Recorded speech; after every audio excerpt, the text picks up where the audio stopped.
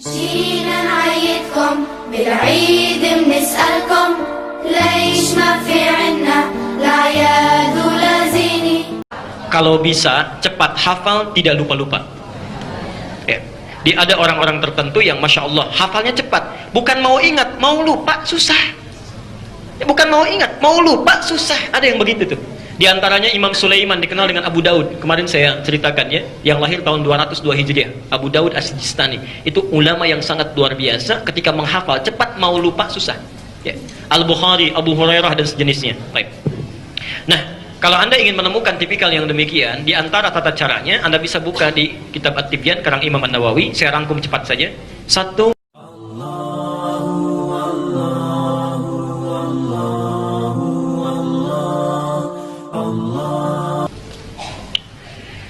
pertama ada empat sifat hafalan. Empat sifat hafalan sebelum kami terangkan caranya. Satu, ada orang yang cepat menghafal, jadi begitu disampaikan cepat hafalnya. Ya. Dan sulit lupanya. Sulit lupa. Di cepat hafal, sulit lupa, lambat lupanya. Satu, ini yang bagus. Yang kedua, ya, lambat hafalnya, tapi lambat juga lupanya. Yang ingatnya lama, setelah nempel juga susah lupanya. Yang ketiga, cepat hafalnya, cepat lupanya. Baru dihafalkan begini, oh hadis nomor sekian, keluar dari masjid lupa lagi. Bisa ya. Yang terakhir ini yang agak repot, lambat hafalnya, cepat lupanya. Sudah ditulis-tulis dia, begitu dihafalkan, langsung lupa. Nah, ini yang berbahaya ya. Anda pilih mana di antara yang empat ini? Nah, cepat hafal, lambat. Kalau bisa cepat hafal, tidak lupa-lupa. Ya. Ada orang-orang tertentu yang masya Allah hafalnya cepat, bukan mau ingat, mau lupa susah. Ya, bukan mau ingat, mau lupa susah. Ada yang begitu tuh. Di antaranya Imam Sulaiman, dikenal dengan Abu Daud. Kemarin saya ceritakan ya, yang lahir tahun 202 Hijriah. Abu Daud As-Sijistani. Itu ulama yang sangat luar biasa. Ketika menghafal cepat, mau lupa susah. Ya. Al-Bukhari, Abu Hurairah dan sejenisnya. Baik.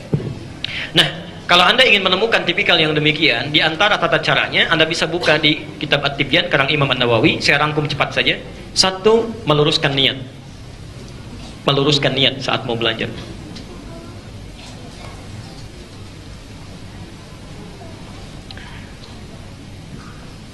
Biasanya kalau orang belajar itu, ya umumnya niatnya ada dua kalau di psikologi pendidikan itu ya. Ada intriktif, ada ekstrinsiktif ya. Di intriktif itu untuk dirinya sendiri mengumpulkan hafalan. Jadi belajar misalnya ya, intrinsik, jadi mendapatkan sesuatu untuk mengumpulkan pengetahuan, untuk kumpul aja, untuk kumpul. Di psikologi pendidikan modern yang saat ini, jadi ada orang yang saat menghafal cuman pengen tahu, jadi pengen berilmu saja ya. Ada ekstrinsik. Ya, ekstrinsik itu mengumpulkan ilmu untuk tujuan yang lain. Kalau bahasa anak sekolah sekarang, menuntut ilmu untuk dapat kerjaan, menuntut ilmu untuk dapat ijazah. Jadi ilmu itu cuma jembatan saja, yang penting kerjaan dicapai. Yang seperti ini yang agak bahaya ini, karena saat kerja ilmunya lupa. Ya. Nah, Islam tidak keduanya. Islam tidak pada keduanya. Karena Islam ini memadukan keduanya dengan niat namanya, dengan niat. Kalau Anda belajar hanya sekedar ingin mendapatkan pengetahuan yang melekat pada diri sendiri, diri pribadi sifatnya. Pelan-pelan. Karena sifatnya manusiawi, diri pribadi, ya setiap manusia pasti punya keterbatasan, terbatas. Kalau batasnya ini sudah hilang, maka ilmu tidak mudah untuk diserap. Misal, semakin sepuh kan daya ingat semakin berkurang ya. Berarti setiap pribadi pun punya keterbatasan. Tapi kalau Anda inginkan untuk kepentingan yang lain, dunia misalnya yang lain, dunia, maka saat dunia dicapai, ilmu pun bisa berkurang. Kalau Anda ingin mendapatkan ilmu yang terus menempel, melekat di dalam jiwa, tidak hilang, maka titipkan, mintakan, niatkan untuk yang tidak pernah punya batasan. Siapa? Allah. Maka kalau Anda ingin belajar, menghafal, melakukan sesuatu, lakukan karena Allah. Itulah sebabnya ketika Nabi Muhammad SAW diperintahkan untuk belajar, wahyu yang pertama turun apa? Jangan sampai situ, sempurnakan. Karena ketika wahyunya turun dengan menggunakan Iqra, nabinya tetap nggak bisa baca. Perhatikan, lihat sejarahnya. Ya, sekira Ustaz Khalid sudah mengajarkan barangkali.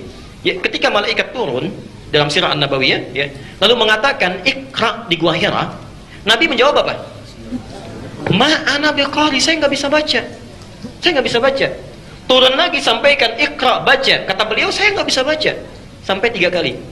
Ketika yang ketiga dipeluk oleh Jibril yang menyamar jadi laki-laki itu, dipeluk, dipegang erat, disempurnakan kalimatnya. Lihat kalimatnya. Iqra bismi rabbikal ladzi khalaq. Allah. Nah, ini pelajar muslim harusnya begini. Ini baca yang di atas. Bismillahirrahmanirrahim. Lihat kalimatnya ya. Lihat kalimat bismi. Wahyu turun, Iqra. Tidak sampai sini. Bismi rabbikal ladzi khalaq.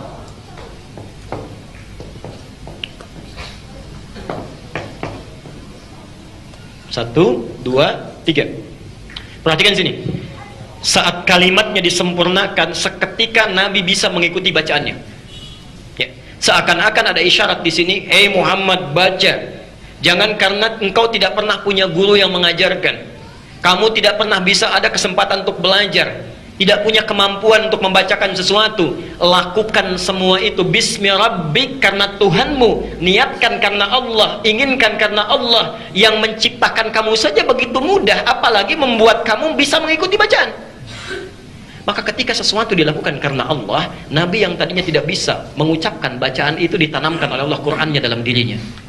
Maka turunlah Quran, dibacakan oleh beliau, baru bisa membaca. Iqra, Iqra, Iqra, mengikuti bacaannya. Di sini ada isyarat, mohon maaf ya, jangankan yang susah, jangankan yang sulit, yang mustahil pun, kalau Anda lakukan karena Allah, maka akan dimudahkan oleh Allah. Saya usia sudah 70 tahun Pak, kayaknya kalau untuk menghafal Al-Quran, sudah hilang kesempatannya, apalagi Qurannya setebal ini misalnya.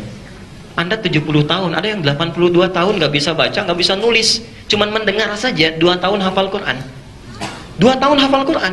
Anda yang bisa baca, bisa nulis. Masya Allah. Masa sudah 2 tahun belum hafal-hafal juga? Ya. Sampai kapan? Ya, lihat sini.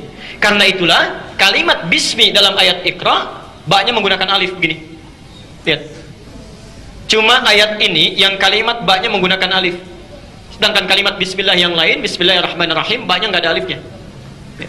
Jadi kalau di mushaf Anda tidak ada alifnya, itu salah itu mushafnya. Keliru tulisannya, harus ada alifnya. Karena tanda alif ini menunjukkan peristiwa bahwa alif itu menunjukkan panjang, sesuatu proses yang panjang. Ya. Umumnya kalau harokatnya ba, ada harokat kasrah, bi, itu alif gak ada. Kalau ada ya wajar, tapi alif gak ada. Karena alif itu biasanya menunjukkan satu makna, huruf yang dibaca a panjang. Ada huruf ta begini, dikasih alif begini, baca ta. Ada huruf fa, dikasih alif, baca fa. Selalu a panjang. Kok bisa yang ini harokatnya ba, kasrah, tapi ada alifnya? Ingin menunjukkan pesan kepada kita bahwa ini menunjuk satu kisah. Ada orang yang ketika diminta baca, panjang prosesnya, nggak bisa-bisa. Tapi ketika dilakukan karena Allah, begitu cepatnya. Saking cepatnya, pengen cepat dikuasai. Ya. Sudah bisa dibacakan, pengen cepat-cepat. Sampai turun ayat di Quran surah 75, ayat 16 sampai 18 itu. La tuharrik bihi lisanaka lita'jala bi. Muhammad, jangan cepat-cepat engkau lafadzkan itu untuk sekadar menghafalkannya. Kenapa? Inna jama'nahu wa qur'anah. Karena kami sudah tanamkan itu dalam jiwamu. Orang-orang yang mengingat, menghafal karena Allah, dia tidak akan capek mengingatnya. Allah yang akan tanamkan apa yang diingatnya dalam jiwanya. Jelas sampai sini? Jadi coba cek, barangkali anak-anak agak terlambat menghafal, mengingat dalam pelajaran di sekolahnya, karena mungkin tidak diarahkan meniatkan pelajarannya karena Allah. Ya. Termasuk Anda yang datang ke sini mau taklim, mungkin agak sulit mengingat sesuatu. Coba cek niatnya, sudah benar belum karena Allah? Jangan ke sini ketemu teman, ya, pengen cuma lihat ustadznya, macam-macam dan sebagainya, ya, hati-hati. Ya, baik. Yang kedua, saya agak cepat. Satu niat, yang kedua kesungguhan. Ada kesungguhan. Sungguh. Di antaranya mencatat, ya, berdoa. Sebelum belajar berdoa dulu. Allahumma faqihni fid din wa 'allimni ta'wil. Ya, Allah akan kuatkan insyaallah. Yang ketiga, tingkatkan amal soleh. Ini intinya, tingkatkan amal soleh. Karena ilmu itu cahaya. Cahaya Allah itu hanya akan diturunkan, ya, kepada orang yang beramal soleh. Dan yang terakhir, meninggalkan maksiat. Jauhi maksiat. Kalau Anda sudah bisa mengerjakan yang keempat ini, maka insya Allah Allah akan jaga ya kekuatan ingatan Anda dan selalu berada dalam kebaikan.